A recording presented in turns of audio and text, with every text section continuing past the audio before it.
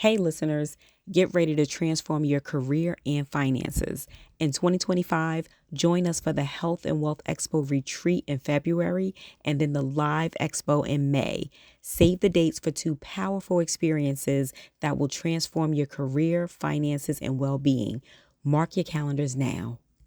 Welcome to Nurses with Voices. I'm Dr. Lindra, your host and fellow nurse who's traded in burnout for breakthroughs. I'm here to show you how to transform your nursing career into one filled with purpose, reduce stress, and incredible opportunities. Whether you're looking to start your own business, build generational wealth, or simply find a healthier role in nursing, this podcast is for you. Join me to explore practical strategies to overcome burnout, combat bias, and chart new paths in nursing. It's time to reclaim your voice and reimagine your future in healthcare. Let's get started.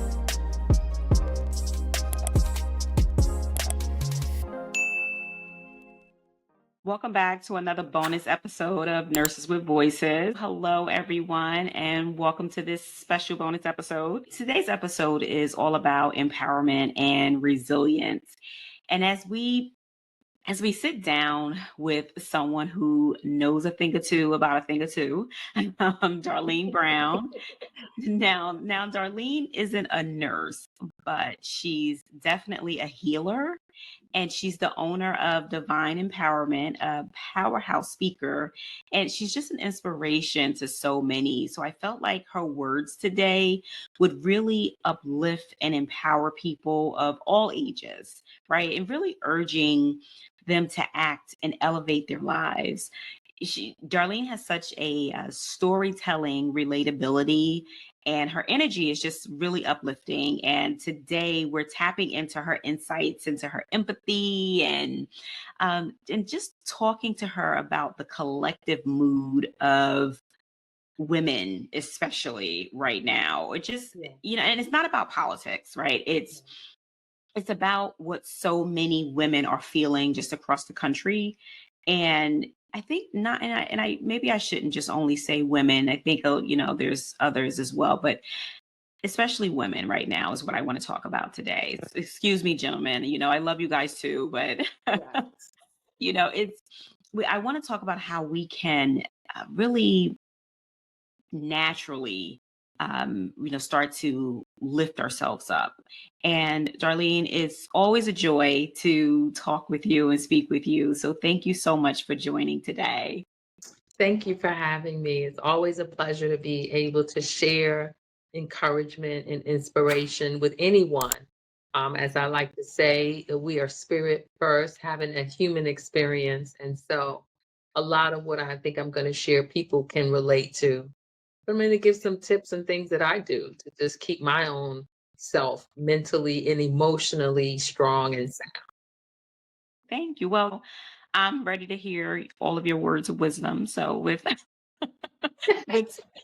with so much change happening, right, and many feeling disappointed or even discouraged right now, what advice would you give for finding natural personal ways to uplift themselves? I'll start there. And where do you think, they should start? So that's a great question. I'm a mom. I have an adult daughter who is our next future generation. And so, as her mom and just a woman, I'd like to say of wisdom, she too was very discouraged and disappointed, as was I. But one of the things that I encouraged her, and which I would encourage everyone listening, is there is not anything new under the sun. And so that is not my words, that is spirit, right?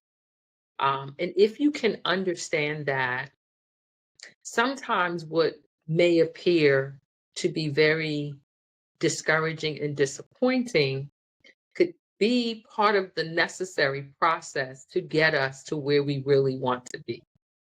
Now, that's a very hard and broad statement for people to grasp. Like, what do you mean? We got to go through the bad in order to get to the good. And actually, that is true sometimes. If you think about, I will use an example. If you've ever cooked in the kitchen and you've cut yourself and it started to bleed, it hurts. You immediately maybe ran it under some cold water. You tried to get something to soothe the pain, but the pain initially was very intense and hurtful. You felt that irritation. But then as the body began to send blood vessels to that particular place of the wound to begin the healing process, the next day it might even hurt more than the day when you actually got the cut, right? But then by day 3 or 4, you will notice the body begins to form a protective scab over it. It doesn't look so pretty. And then maybe by 7 to 10 days, you will notice that it starts to itch, which is a little bit more uncomfortable because that's a part of the healing process. But then, I was always told, don't pull the scab, it'll fall off by itself. And sure enough, when the body has said that that wound has now healed, meaning new skin has developed, the scab falls away. You have new, fresh skin there. And you may actually have a mark that remains. Sometimes you can put cocoa butter or shea butter, depending on where the wound exists. But you can see that it healed. You can remember the pain, but you can also know that you're better from it, meaning that you might be more careful and cautious, right? When you're in the kitchen cooking. But I use that analogy to say that is no different in life. And while you may be discouraged and disappointed, I would encourage everyone to remember who they are in spirit and whose they are, right? And what does that really mean? That means that as I'm a firm believer in divine empowerment, you become what you speak. You have to be anchored into something beyond this human experience. Because the world, while we are in it, we are not of it. While we do have decisions and some control in the outcome, we must be like water and fluid. Water is never stagnant. It is always moving.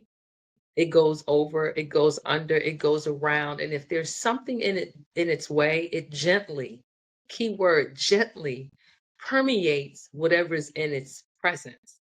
And eventually it erodes what's in its presence. You don't have to take my word, just look at Mother Nature.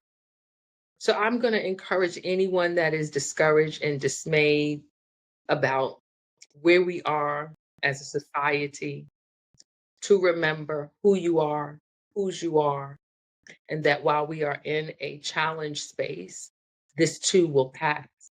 This will not last forever. To remain hopeful and faithful to what can come on the other side. That would be my encouragement for anyone. Then I will just follow up to say, well, what does that mean, Darlene? What do I do? Get out in nature because we are one with nature. Go for a walk. It's a beautiful time of the year in fall, the leaves changing. And while the leaves are falling, which represents a level of death, we know the trees are still alive because in spring they will bring new leaves, right? So we have to look at the process of life. Everything is a cycle. We have to go through this cycle in order to get whatever is greater on the other side. And I'm a firm believer there is greater on the other side.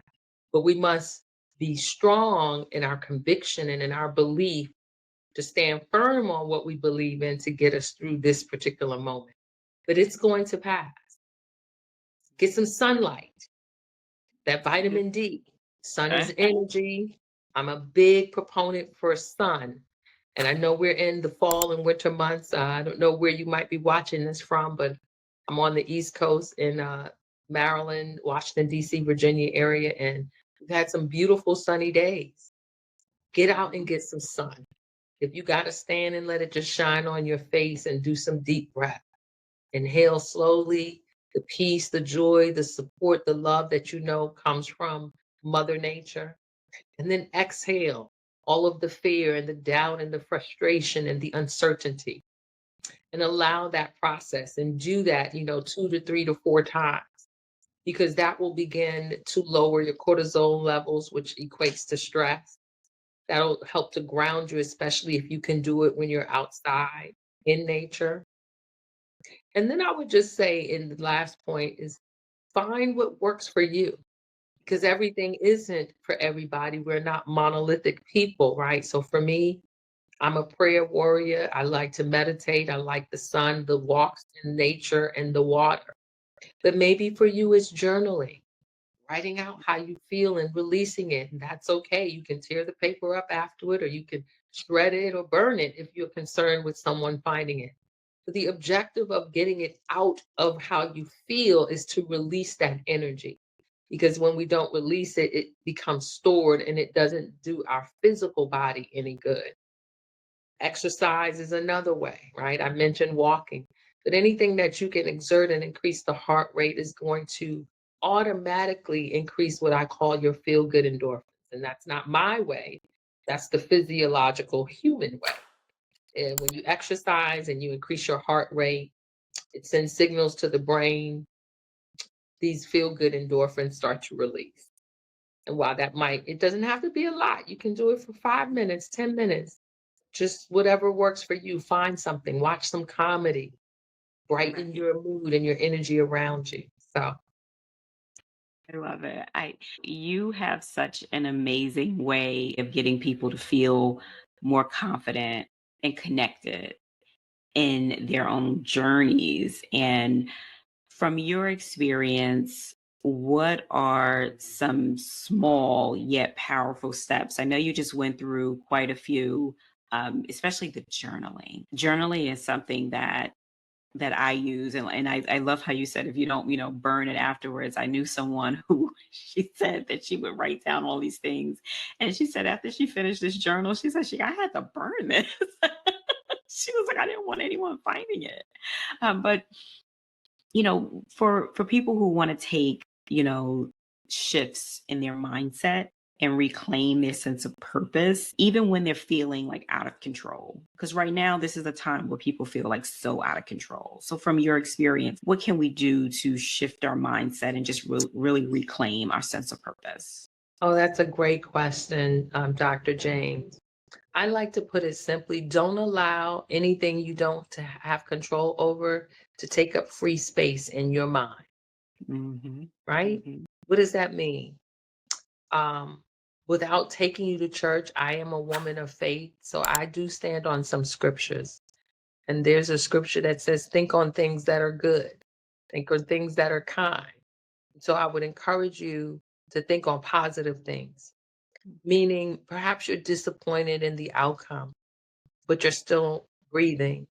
You still have a home. So, move into a space of gratitude, being Hmm. grateful for what you do have, because that will automatically shift your mindset. When we focus on the good in our lives and not what isn't good in our lives, it automatically shifts the mindset. When we begin to do that, then we can be inspired for things that we want to add that are good. So I like to say, don't allow things that you do not control to take up free space in your mind, right? The things that That's you right. choose to think about, you actually have control over. If it's something like the outcome, of where we are, and that is done, and you have no control over it, then focus on the things you do have control over, Right. right? Because that's going to give you a different perspective. Um, and I'm also a big proponent of what you are feeding your mind, Hmm. even with conversation, because it's all energy. So, meaning I'm not going to continue to have the same conversation, repetition, right? Without resolve and solution. If I'm having a discussion, I'm going to move to what is the solution. And if I can't implement the solution and the resolve, then there's no point in me continuing to talk about it, Right. because all that does is keep you in a cycle of emotional turmoil and emotional duress and mental duress. And we don't want that. So that means be very mindful about the conversations you're having. Are they forward moving about the things you do control and not staying stuck in what you don't, right? Mhm. Also, what are you listening to? I believe that music is a healer, but we have to listen to things that feed us in a positive way. So if music is your thing, find something that fills you with positive energy, because it's all energy, right? Conversations that are positive and conducive to forward movement and uplifting. That's really where you want to have your energy focused on. If it's reading a book, if you like to watch TV, finding a movie that is full of love and laughter, not crime and all of those negative things, because those are all part of what you feed yourself energetically. So they have an impact. So that's what I would encourage others to do. I love that. Now, we both know women tend to carry so much, right? So much weight on our shoulders, balancing work and family and their own dreams. Maybe it's a business. How can women create boundaries that honor their well being and allow them the space to feel and process, especially in tough times like this? Yeah, I would say, the old cliche, put your oxygen mask on first. We all know it. We all hear it. If you've flown on an airplane, you've heard it. As women, we are nurturers. And as women, many of us have, bear life through us. And that is a great responsibility. So it is not uncommon for women as nurturers to consistently want to nurture others and leave ourselves for last. I have been that person, and I'm a firm believer that I cannot show up as my optimal best self to anyone if I don't put me first. That's not Darlene's words, that's Mother Nature. She says the first law of preservation is self preservation. The first law of nature is self preservation, right? I have to preserve my own well being, my mind, my heart, my physical body. And there's only 24 hours in a day. None of us are getting another second. So you actually get to choose in what point in that 24 hours do you put you first, whether it's at the top of your day or at the end of your day. But I challenge anyone listening to find 5 or 10 minutes that they put for themselves. If you are a mom and you have a family, if that means that you get up, which most of us do, an extra 10 minutes to give yourself that time where you tell everyone in your family, look, I love you. The food is done. You've eaten, you've bathed, ready for bed. The homework is done. From 9:30 to 9:45, I am not here. And you allow yourself to go somewhere in your home where you are uninterrupted. But it is you who enforces that boundary. You have the power to say, I've already told you what this is and don't respond, right? If nobody's hair is on fire, nobody's choking, you don't respond because you have to begin to teach those that you love to respect and honor those boundaries. They won't do so unless you enforce them. So that's one thing that I would definitely say. Find a way to find 10 minutes for yourself every day, no matter what is going on. You deserve that. And no is a complete sentence and it's not a dirty word. We can say no with love. I love to Mhm. show up for people, but I'm human. I don't always have the bandwidth and the capacity. So I may say something like, I really want to show up for you, but I don't have the funds. So I'm going to pray for a successful event for you. Or I really want to show up for you, but I'm not able. So I'm going to share this information with others. There are many ways to show up for people without having to physically make yourself available or mentally make yourself available. So Yes. having healthy boundaries starts with you and you upholding and enforcing those boundaries. Yes. Oh, this has been so good. Thank you so much. And I know for the gentlemen who are listening, I know Yes. we focused on the women, but you can definitely take something away from this as well. But I have to thank you so much for coming on and sharing today because I think it's really powerful and it's a time when it's just truly needed. So I thank you so much for sharing. Just one thing before we wrap up, please let the listeners know how they can find you, where can they find you in case they wanted to just, hear some more. Absolutely. You can always get in touch with me through my website, which is divineempowerment.org. Divineempowerment.org. You can find me on Facebook and Instagram, Darlene Brown. There's no N in it. You can just do a search for Darlene Brown. Usually it comes up with me. But yeah, I love to share inspiration. And by the way, there's tons of free information on my website that you can download, videos that you can watch that would inspire you. But I would encourage everyone, stay the course. You know, we're strong, we're overcomers, we're more than a conqueror. We have survived so much, and this too shall pass. Love it. I love it. All right. Well, there you have it. Until next time, make sure you guys stay educated, stay inspired, and stay empowered.